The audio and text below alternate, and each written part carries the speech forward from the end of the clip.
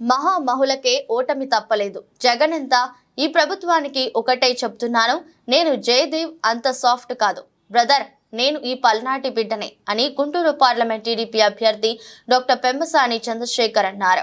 ఫిరంగిపురం మండల పర్యటనలో భాగంగా నియోజకవర్గ అసెంబ్లీ టీడీపీ అభ్యర్థి తెనాలి శ్రావణ్ కుమార్ తో కలిసి పెమ్మసాని ఎన్నికల ప్రచారం చేశారు. ఈ సందర్భంగా పెమ్మసాని మాట్లాడుతూ ప్రతి వీధికి గ్రామానికి రోడ్లు వేసిన ఘనత టీడీపీదేనన్నారు. టీడీపీ హయాంలో జరిగిన అభివృద్ధిని ప్రస్తుత ప్రభుత్వ అభివృద్ధితో పోల్చి చూసుకుంటే అసలైన నాయకుడు ఎవరనేది ప్రజలకి అర్థమవుతుందని వివరించారు. నీతి ధర్మం గల నాయకుడిని గుర్తించి ఓటు వేయాలని ప్రజలకు విజ్ఞప్తి చేశారు. థాంక్యూ. వేమవరం గ్రామ ప్రజలందరికీ మాకు మంచి స్వాగతం ఇచ్చిన మీ అందరికీ కూడా హృదయపూర్వక కృతజ్ఞతలు.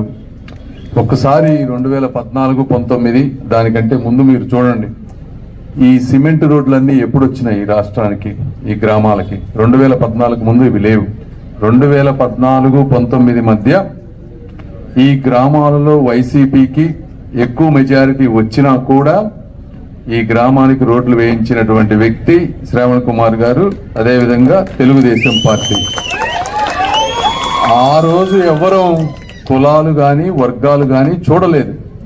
అదేవిధంగా వారు చెప్పినట్లు ఏ గ్రామంలో కూడా వర్గాలను కానీ దౌర్జన్యాన్ని కానీ అధికారం ఉంది కదా అని ప్రోత్సహించినటువంటి పరిస్థితి కూడా ఎప్పుడూ లేదు. అయితే ఈ 5 సంవత్సరాలు వచ్చిన తర్వాత నుంచి అనేక గ్రామాల్లో ఒక కొత్త ఒరవడి తీసుకొచ్చి అధికారం ఉంది కదా అని ఇష్టం వచ్చినట్టు కొన్ని ప్రాంతాల్లో చేసిన మాట వాస్తవం, మీ అందరికి కూడా తెలుసు. అది అయితే మేము ఎన్నిటికీ ఇది కరెక్ట్ విధానం కాదు. ఎవరైనా సరే మంచి పనులు చేసే వాళ్ళని ఎన్నుకోవాలి, నిజాయితీ పనులను ఎన్నుకోవాలి. శ్రావణ్ కుమార్ గారు అత్యంత నిజాయితీ పరులు. ఆయనకేమి బంధువుల్లో కానీ ఇంకొకళ్ళు కానీ ఈ రాష్ట్రం మీద పడి దోచుకు తినేటువంటి బంధువులు ఎవ్వరూ లేరు. మీరు ఇప్పుడు ఉన్నటువంటి సుచరిత గారు ఎక్కడి నుంచి వచ్చారు? ఆ ప్రాంతంలో అంత సచ్చీలురాలైతే, అంత నిజాయితీ పరులైతే అక్కడే పోటీ చేస్తే గెలవాలి. మరి అక్కడి నుంచి ఇక్కడికి వస్తున్నారంటే అర్థం ఏంటి?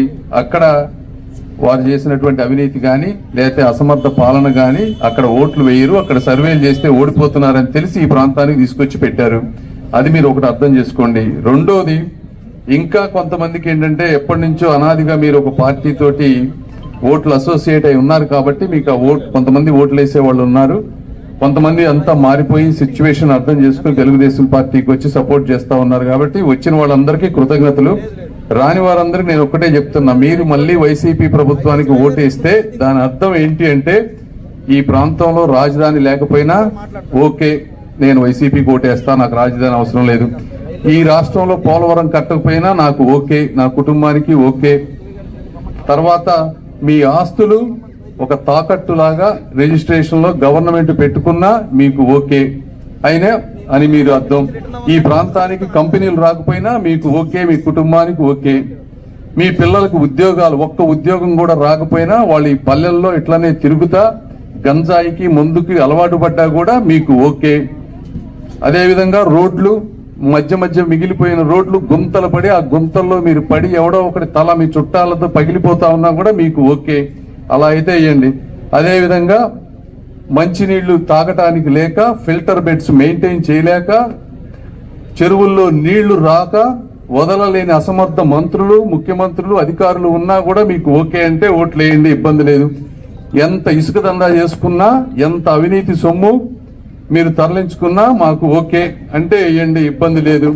ఈ రాష్ట్రంలో ఏ నీటి ప్రాజెక్టులు కట్టకపోయినా మీకు ఓకే. అదేవిధంగా ఈ బానిస బతుకులకి 5,000 రూపాయల ముష్టి వాలంటీర్లు ఉద్యోగం వస్తే చాలు, మాకు ఇంతకంటే మాకు అక్కర్లేదు అనుకుంటే వేయండి. మీకు ఎవరికి కావాలో వాళ్ళకి ఓట్లు వేసుకోండి. మీ అందరికీ కృతజ్ఞతలు. Thank you brother, thank you. మళ్ళీ వస్తా. ధన్యవాదాలు.